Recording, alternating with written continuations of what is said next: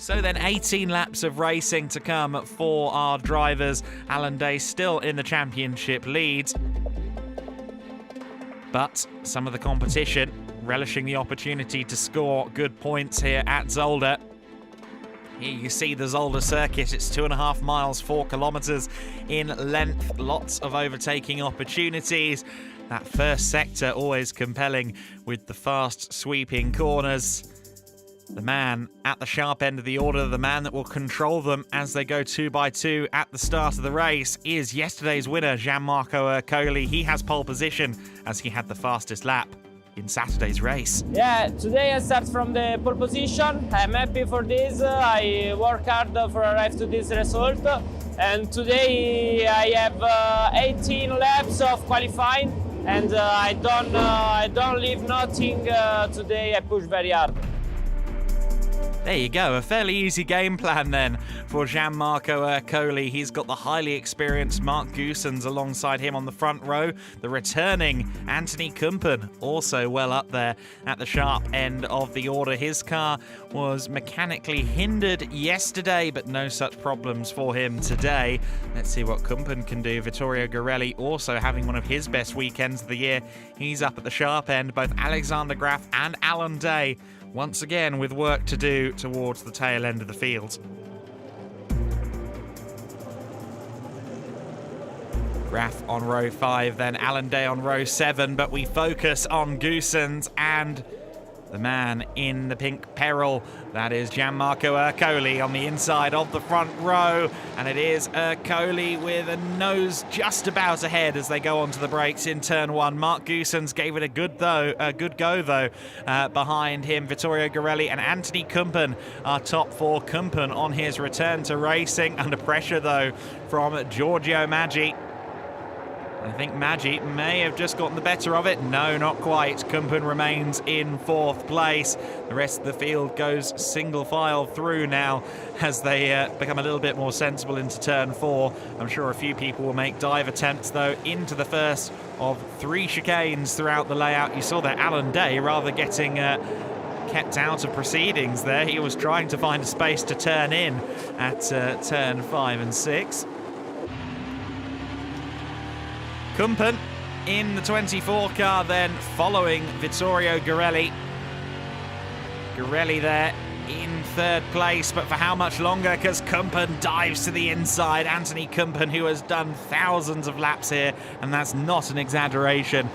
He has raced in the 24 Hours of Zolder here several times. He's raced in FIA GT here several times. And indeed, he's raced here in the NASCAR Wheel and Euro Series several times over the years. He may also have some slightly fresher rubber than those around him. The tyres have to last the duration of qualifying in the 2 races. And he barely really was a factor in race number 1, so perhaps he's got some fresher Hoosier rubber. You saw there Frédéric Gabillon going off track, trying to hold off Nicolo Rocca. And Alan Day just behind that 56 car of Nicolo Rocca, but here comes Martin Dubek. Dubek making a move on Alan Day. Alan Day doesn't seem to be gelling with this Speedhouse car in quite the way he does with his regular PK Car Sport machine. He's under pressure there from Fabrizio Armetta in the Challenger Trophy. Nicolo Rocca keeping a watching brief on this through the rearview mirror. Martin Dubek is certainly a threat, and a threat with some points to prove after the car let go on him yesterday. Top 2 getting away from Kumpen a little bit. Ercole being given no respite at all. Bleekemolen in 7th place, and he's being hounded by Graf and Lemarie. Lemarie trying to get up the inside of Alexander Graf. Liam Hezemans down there in 10th place as well. We know that when he finds himself down outside the top 5, he can very quickly rise back up through the order. Let's see if Hezemans can do the same in this one. There's Vittorio Garelli, and just behind him, shadowing him, is Giorgio Maggi in the battle for 4th place. Sebastiaan Bleekemolen, who took his first win of the season last time out at Most, would be keen to get into the top 5 in race 2 in the Team Bleekemolen car. Just behind them is Alexander Graf and then Patrick Lemarie. Giorgio Maggi defensive into the chicane. Bleekemolen, another driver who has registered laps in their thousands here at Zolder. And Gorelli, a former AutoGP competitor, a long-term racer now in EuroNASCAR, has had a rough season so far. This represents his best weekend of the year. Here comes Alan Day, Nicola Rocca and Martin Dubek getting into it with each other just ahead of him in the battle for 13th place. So Alan Day currently 15th, not where we're used to seeing him. Nicola Rocca slightly off form as well. A race winner back in Valencia, now fighting for 14th with Alan Day. I don't think either of them would have seen this coming. But Alan Day not rising through the order in the manner that he required. He may well net some bonus points compared to what he had before Zolder, once the two scores are dropped heading into Croatia, but I don't think this weekend is going to be exactly what he expected, unless he can really run through the order. He's side by side with Nicola Rocca. He will make up a position as they go through the Vilna chicane. He's up to 14th place, but now he's going to try and close in on Martin Dubek, who has taken the opportunity to build a good few car lengths over the three-time champ.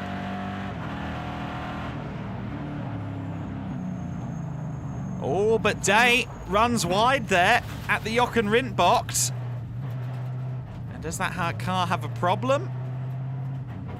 I think it does. Oh dear, Alan Day was just starting to make up some places, and then the brakes just seemingly weren't there for him going into the Jochen Rindt box. Meanwhile, Alexander Graf and Patrick Lemery are still scrapping. Lemery has gotten past Graf. Hezemans is there, so is Roman Iannetta. We ride on board with Alexander Graf, who's really fighting that 64 car.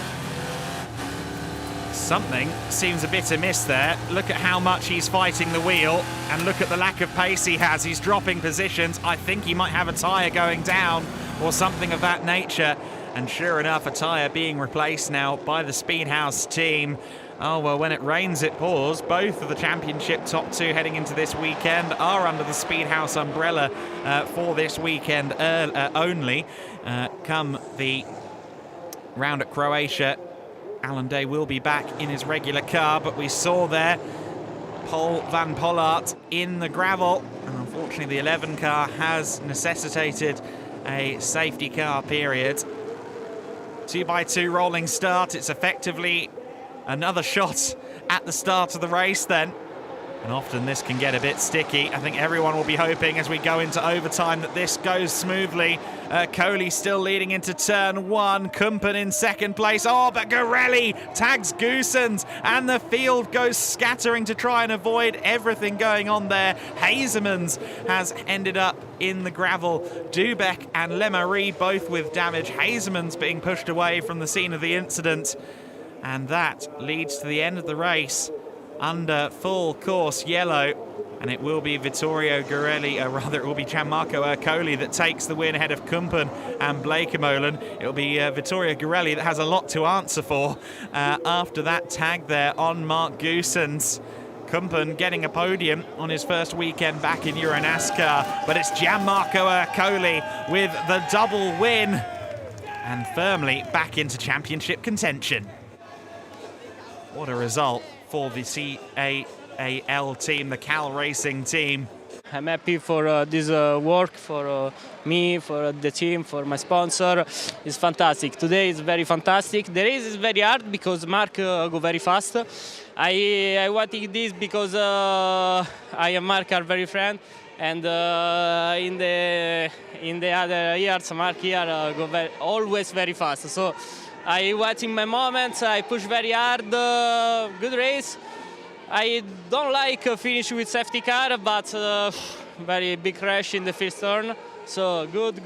I wanting only Grobnik. Good to hear sporting sentiments there from Gianmarco Ercoli, who is firmly back into championship contention after this one. A good run from the driver of the 44, Joni Rautjärvi.